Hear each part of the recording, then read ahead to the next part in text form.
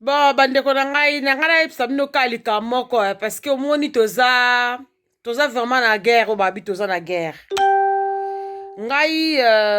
nazwi problème wana vraiment kobima mingi kosala bacourse ya bana. En tout cas, nazwi problème wana. Tozokaka coronavirus na sango. Même que tu sois dans des bêtises, vraiment te okoya maladie mais tozo ko aspirer ba microbe wana même na libanda. Mon papa mba tozo respirer ngo ezo chauffer. Soko za na nzoto pete, oko mona pe ke mungonge bandi ko soit nzoto bandi ko kwanya yo. Nga ekomeli nga. Mais esprit ka etindinga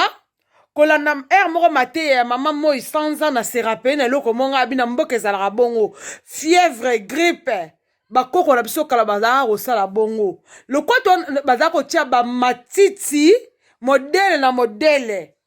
bakoko kende kozwa makasa ya mapela makasa ya manga bakongo bololo batokisi bazipi yo na bamvunga na mboka tozalaka kosala bongo bamama na so bazalaka kosala bongo plutôt na koloba mais on a pas tout le quoi tozala banzete wana nyonso tout te. Qu'est-ce que moi je pensais à faire? Le quoi dans na 2 ou 3 sortes ya vix na ndaku na tokisaki mai ya moto makasi na tie ba vix wana na kati na sengi na papa bana azipi ngai au moins 3 ou moins 2 ou 3 couvertures bazipa yo osangisi mai wana na kati ya kantini lukozala ta na nzete ya munene ya mulai po obalolaka mai wana na kati place bazipi yo fongola misu na munoko vix ekota na moto wana na kati ya munoko na yo ndeko na ngai okomona soko ozalaki na grippe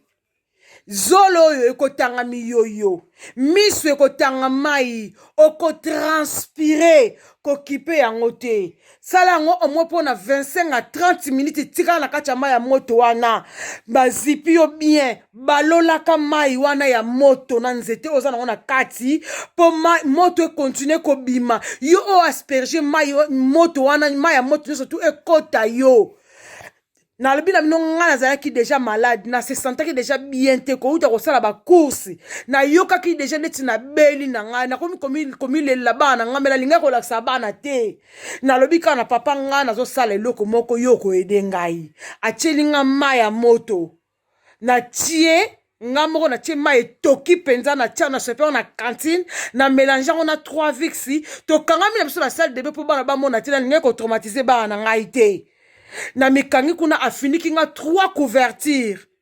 bokomona ngo mpe na baimage na tindeli bino na mikangi nga moko na kati nazobalola mai wana nafungoli misu na nga na munoko na nga moto wana ekota nga parceke balobi virus wana ezovanda 3 jours na gorge na biso awa ezovanda après 4e jour ekiti na bapoumon yango mute ezosala bato problème ya respiratoire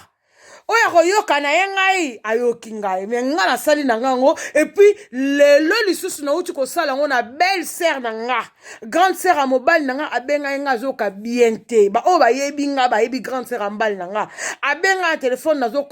akoki kutu kosisa maloba ti na suka te katani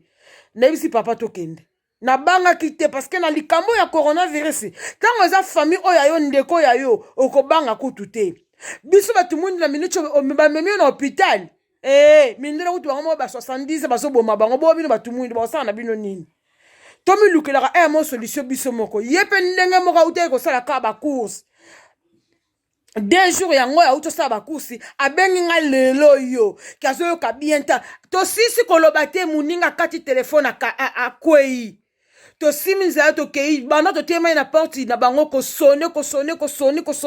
aye kosala effort aye kofungola biso porte tomati toke tokuti ye à l'agonie na saleli yango na tuni oza na bavix oui nabangaki te ke oyo na korattrape yango kinia nakoti ti na chambre naye nazwi bavix wana nasali yango na mai ya moto na tie na zipi ye nga moko nayebisi ye balolaka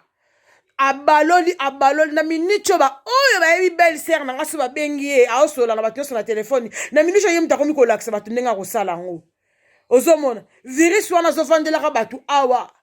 avaka kita na bapumo kuna wana kobimisa basymptôme na ye bapapa bamama bandeko bakongolais boyebi pa etouta boyebi ndenge elekelaka tozangaka aya moko bavix na ndako te kozanga mpe kantine na ndako te parce que na minute oyo ya na oka likambo ya sauf qui pe mais nga na préféré na partager on a bino na lakisi bino ba image ya nga moko ndenge na salaki parce que ye belle sœur na ko kanga ye photo te na ko filmer ete mais na préféré nga mona tinda ya nga de na tango obimi kuna na kati ya ya moto wana nyonso ekei na malilo za koyoka eza susu te okotoka kobanga ngo te miyoyo ekobima yo kobanga te parce que ekutaki déjà microbe na nzoto il faut ebima mato ekosua komitungisa te vix ezokota na zolo ezokota na miso ezokota na munoko nyonso tu wana babenga yango mpe ndeni donc ekebima nyonso tu ekebima okosentir après na nsima okoyoka bien oyo akondima ngai oyo mpe akosalela yango bokotika na compte na ngai na Facebook mpo na kosenga ba merci lobi na